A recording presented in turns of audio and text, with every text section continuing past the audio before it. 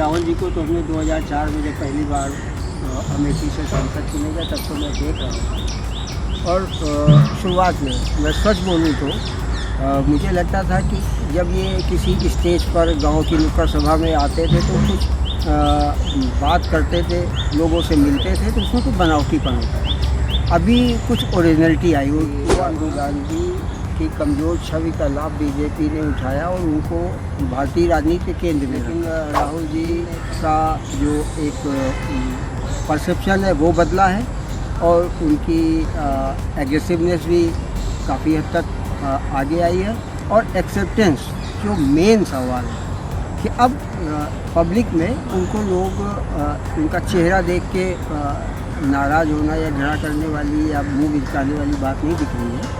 अब वो लोग उनको सुन रहे हैं। राहुल गांधी पर सेंटर फोकस रहे विपक्ष की राजनीति का, तो आप देखेंगे कि सोनिया गांधी बहुत ज़रूरी हुआ तब सोनिया प्रियंका कहीं किसी स्टेज पे आएंगी, नहीं तो ये दोनों भी परिवार भी परहेज करते। तो संविधान का चुनाव में देखा कि वो असर हुआ कि वो 52-54 से 100 पहुँच गया, जंप हो गया एक तरह से। तो फिर मोदी जी को संविधान में माथा टेकना पड़ा। राहुल गांधी इस मामले में उनको अभी एक परिपक्वता तो दिखानी होगी कि अब इंडिया ब्लॉक के गठबंधन को हम किस तरह से सम्मानजनक रूप से लेकर चलें और एनडीए का विकल्प प्रस्ताव करें। कि राहुल गांधी की जो इमेज है काफ़ी बदल रही है और बहुत सारे लोग कहते हैं कि जब से उन्होंने भारत जोड़ो यात्रा निकाली और कन्याकुमारी से उन्होंने चलना शुरू किया, कश्मीर तक गए, उसके बाद उन्होंने भारत जोड़ो न्याय यात्रा की जो पूर्वोत्तर से शुरू हुई और मुंबई तक वो गए और पूरा भारत को उन्होंने एक तरीके से नाप दिया। पहले दौर में तो वो पैदल ही चले, उसके बाद राहुल गांधी काफ़ी बदले। 5वीं बार के वो सांसद हैं। एक ऐसे परिवार से वो आते हैं जहाँ कहा जाता है और जो डायनेस्टी पॉलिटिक्स की बात होती है, सबसे पहली शुरुआत माना जाता है कि नेहरू गांधी परिवार से ही हुई है। लेकिन अब लोगों को लग रहा है कि राहुल गांधी ओरिजिनल राहुल गांधी, मतलब जिन्हें कहा जा रहा है कि बार बार उनको लॉन्च किया जाता था, अब लग रहा है कि राजनीति में वो स्थापित हो रहे हैं। आप कैसे देख रहे हैं इस पूरी जर्नी को? आपने सबसे करीब से देखा है। राहुल जी को तो हमने 2004 में जब पहली बार अमेठी से सांसद चुने गए तब तो मैं देख रहा हूँ।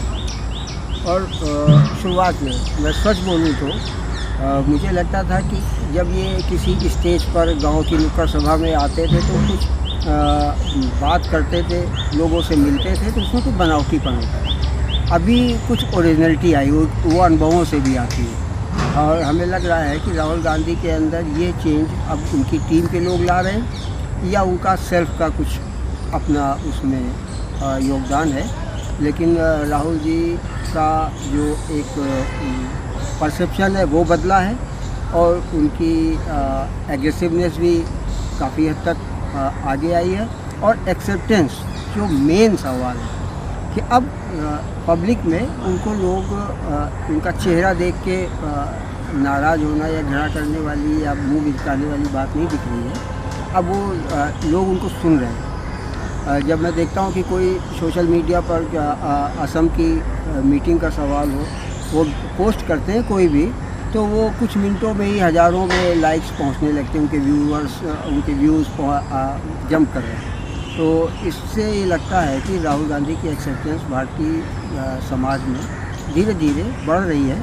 अब वो सत्ता पाएंगे नहीं पाएंगे, ये चुनाव एक अलग विषय है। जी दादा, ये बहुत आपने अच्छी बात की और ये भी माना जा रहा है कि पॉलिटिकल सोच जो है राहुल गांधी की वो अब साफ नज़र आने लगी है।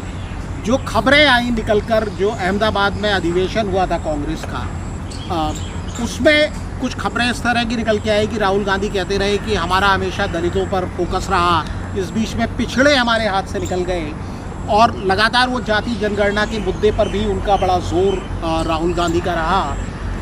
अब ऐसा लग रहा है कि वो एक नया वोट बैंक कांग्रेस का, जिसे कहा जा रहा है तमाम पार्टियां क्षेत्रीय दल ले गए, बाकी जो सवर्ण थे, किसी ज़माने में कहा जाता था इंदिरा गांधी मुसलमान, दलित और ब्राह्मणों के सहारे जीतती हैं, वो वोट बैंक कहीं ना कहीं सरका। तो राहुल गांधी भी शायद इसको समझ रहे हैं और समझ रहे हैं कि वो वोट बैंक वापस आए। आपको क्या लग रहा है कि क्या इसमें कोई कामयाबी मिल रही है उनको, या उनकी जो सोच है उसका असर पब्लिक तक पहुँच रहा है? देखिए, इधर जो चेंज दिखा कांग्रेस की पॉलिटिक्स में कि वो एजेंडा पर पे है। जिस तरह से मोदी जी सपने दिखाकर, उम्मीदें जगाकर, आकांक्षाएं चढ़ाकर 2014 में सत्ता में आए, तो कांग्रेस को कहीं अब ये लगने लगा है कि बिना उम्मीदें जगाए आम लोगों की, बिना सपना दिखाए हम मोदी को या परास्त नहीं कर सकते या हम सत्ता नहीं पा सकते। तो उन्होंने एजेंडा राजनीति की शुरुआत कर दी, जैसे अभी जातिगत जनगणना या संविधान का मुद्दा।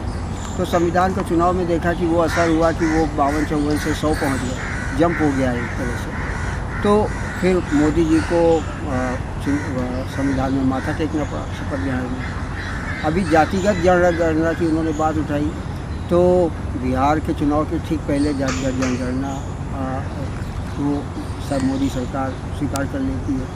अब जब जातिगत जनगणना के मुद्दे पर रस्साकशी आए, उसके पहले ही राहुल गांधी ने कर्नाटक के रास्ते मोदी को घेरने के लिए एक नया एजेंडा दे दिया, राहुल वेमुला एक्ट। अब ये देखिए, ये बिहार के चुनाव में जो जातिगत जनगणना का उनका हथियार था, औजार बनाया था उन्होंने, ये एजेंडा फिक्स किया था कि हम जातिगत जनगणना, क्योंकि बिहार में कास्टिज्म बहुत है, यूपी में बहुत है, तो वो एजेंडा जब इस तरह से बीजेपी उसमें भी कूदी, बैकफुट पे एक तरह से कह सकते हैं, या उनके मुद्दे को उन्होंने सत्ता होने के चलते लपक लिया, तो अभी उन्होंने एक नया एजेंडा सेट कर दिया कि हम अत्याचार, दलित पिछड़े वर्ग समाज के साथ अत्याचार के मुद्दे पर, और ये आप अभी जैसे जैसे चुनाव बिहार का नज़दीक आएगा आप देखेंगे कि वहाँ ये रोहित वेमुला एक्ट हो सकता है। मेरा अनुमान है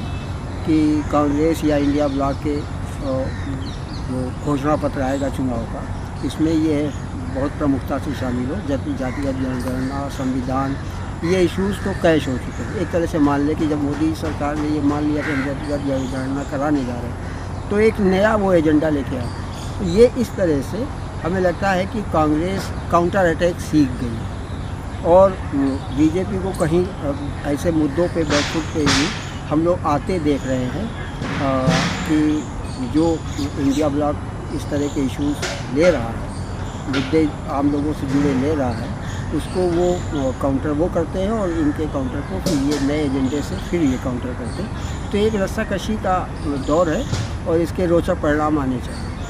हाँ दादा, मैं एक चीज़ और आपसे समझना चाहूँगा, क्योंकि आप रायबरेली पर ज़्यादा आपका ध्यान रहता है, वैसे तो पूरा भारत और उत्तर प्रदेश की राजनीति पर आपका ध्यान रहता है, और रायबरेली ही गांधी परिवार का एक तरीके से जहाँ कहा जाए कि नाभिक है, वहाँ से प्राणवायु मिलती है, इसलिए आप बेहतर तरीके से समझते हैं और लोग भी समझना चाहते हैं। किसी ज़माने में गांधी सरनेम माना जाता था कि कांग्रेस का वोट बैंक अपनी जगह है, गांधी सरनेम जब सामने आता है, इंदिरा जी, राजीव गांधी या बाकी के लोग, तो 10-15% वोट बढ़ जाता है। अब ये बात कही जा रही है प्रधानमंत्री नरेंद्र मोदी के लिए, और बीजेपी के कई नेता, जिसमें योगी आदित्यनाथ जो उत्तर प्रदेश के मुख्यमंत्री हैं, और तमाम दूसरे नेता भी कहते हैं कि जब तक राहुल गांधी रहेंगे सामने, बीजेपी चुनाव जीतती रहेगी। क्या आपको आज की तारीख में भी 2025 में भी वही स्थिति नज़र आ रही है, या कोई आप बदलाव देख रहे हैं? नहीं, बिल्कुल ये सही है कि राहुल गांधी की कमज़ोर छवि का लाभ बीजेपी ने उठाया और उनको भारतीय राजनीति के केंद्र में रखा। जिन नेताओं से, विपक्ष के जिन नेताओं से उनको डर था कि ये हमको कहीं पर पीछे छोड़ सकते हैं, तो उनको उन्होंने या तो कानून के जरिए क्रैश किया, और या तवज्जो ना देके उनको पीछे रखेगा। राहुल को केंद्र में रखा, लेकिन राहुल गांधी को केंद्र में रखने की उनकी नीति अभी तक तो 2 चुनावों में सफल रही, इसमें कोई दो नहीं। लेकिन जिस तरह से राहुल गांधी के प्रति लोगों का नज़रिया बदल रहा है, तो कहीं राहुल गांधी ही उनके उत्तराधिकारी के रूप में कभी न कभी आ जाए, इसमें कोई बहुत संशय और उसकी बात नहीं सोची। जी, बीजेपी में भी उत्तराधिकारी की बात हो रही है कि मोदी जी के बाद, यानी 2029 में कई बीजेपी के नेता भी हैं जो अभी खुलकर नहीं बोल रहे हैं, लेकिन अंदर खाने उनके मन में भी है कि वो प्रधानमंत्री बने। लेकिन राहुल गांधी पर ही मैं लौटना चाहूँगा, क्योंकि राहुल गांधी के लिए एक चीज़ और कही जाती है कि वो विपक्ष की एकता भी नहीं बना पाते हैं। जैसे ही लोकसभा चुनाव खत्म हुआ, उसके बाद अलग अलग राज्यों में देखा गया कि उनकी लीडरशिप को लोग एक्सेप्ट नहीं कर रहे हैं। ममता बनर्जी ने खुद कहा, हरियाणा में जब कांग्रेस हारी कि इंडिया ब्लॉक का लीडर मुझे होना चाहिए, और उनके साथ कई नेता हैं। समाजवादी पार्टी के अखिलेश यादव ने समर्थन दिया, लालू यादव जो कि कांग्रेस के बहुत पुराने साथी हैं, बिहार में आज भी दोनों पार्टी कांग्रेस और आरजेडी साथ हैं, नेता मानने के लिए तैयार नहीं हुए। तो ये मैं समझना चाहूँगा कि कांग्रेस आज वो स्थिति में नहीं है कि अकेले दम पर केंद्र में आ सके। 99 सीट इस बार वो ले आए हैं, और जब बाकी पार्टियां साथ में नहीं आएंगी तो अकेली कांग्रेस क्या करेगी, क्योंकि बीजेपी तो दूसरे दलों को साथ लाने के लिए कुछ भी करने को तैयार दिख रही है। देखिए, तेजस्वी, इसमें कोई दो राय नहीं कि बिहार में राष्ट्रीय जनता दल का अपना जनाधार है, विशेष जनाधार है, और नंबर 1 की अपोजिशन पार्टी वही है। लेकिन तेजस्वी को भी कहीं ये लगता है कि इंडिया ब्लॉक को हमें साथ लेके चलना है, क्योंकि बीजेपी जो वहाँ पर रणनीति ले रही है वो जेडीयू को कमज़ोर करके खुद सत्ता में पहला पार्टनर बनने की कोशिश की। इस पूरी पॉलिटिक्स को जब आप देखेंगे तो ये एक संदेश निकलता है कि बीजेपी चाहती है कि जेडीयू नंबर 2 हमारी साझेदार हो, हम 1 नंबर के साझेदार। इस रणनीति में तेजस्वी को ये लगने लगा है, या कांग्रेस जिस तरह से मेहनत कर रही है। देखिए, आप अभी दशरथ मांझी के परिवार को उन्होंने जो एक सोशल मीडिया पे अभी शुरू किया है, क्या सही है क्या गलत है मैं उसको नहीं जाता, लेकिन सोशल मीडिया से जो बन रहा है माहौल कि राहुल गांधी ने उनका मकान बनवाना शुरू कर दिया, और उनके परिवार के उनके बेटे ही, कल हम सुन रहे थे उनकी एक वीडियो को कि जीतन राम मांझी है, फलाने है, उन्होंने हमारे फूस के छप्पर को नहीं देखा और हमको राहुल गांधी ने दिल्ली बुलाया और पटना में बुला के मिले और हमारा घर बनवाया। तो बिहार या कन्हैया कुमार का एक इशू सोशल मीडिया पे खूब चला, चैनल्स में भी आया कि उनको राहुल गांधी के रथ पे नहीं चढ़ने दिया गया, तो उसको उन्होंने कंपनसेट उनसे व्यक्तिगत मुलाकात करके, पप्पू यादव से व्यक्तिगत मुलाकात करके। तो कांग्रेस के बिना इंडिया ब्लॉक के दूसरे दल भी नहीं चलेंगे, वो भी जानते हैं कि बीजेपी सबको अब चबा लेगी, उनको भी ज़रूरत है। ये एक ऐसा माहौल भारतीय राजनीति में बना हुआ है और मोदी जी इतने सशक्त नेता के रूप में स्थापित हो चुके हैं कि इन सब को डर है। ये बिल्कुल वैचारिक रूप से कोई एक नहीं है, लेकिन मोदी जी का डर सबको एक किए हुए। अभी 27 दूर है उत्तर प्रदेश में, आप देखिए, लेकिन चुनावी मोड में धीरे धीरे उत्तर प्रदेश भी शुरू हो चुका है, और अखिलेश यादव ने कहा कि हम मिलकर लड़ेंगे। तो मजबूरी इधर भी है, मजबूरी उधर भी है। अब राहुल गांधी इस मामले में उनको अभी एक परिपक्वता तो दिखानी होगी कि अब इंडिया ब्लॉक के गठबंधन को हम किस तरह से सम्मानजनक रूप से लेकर चलें और एनडीए का विकल्प प्रस्तुत करें।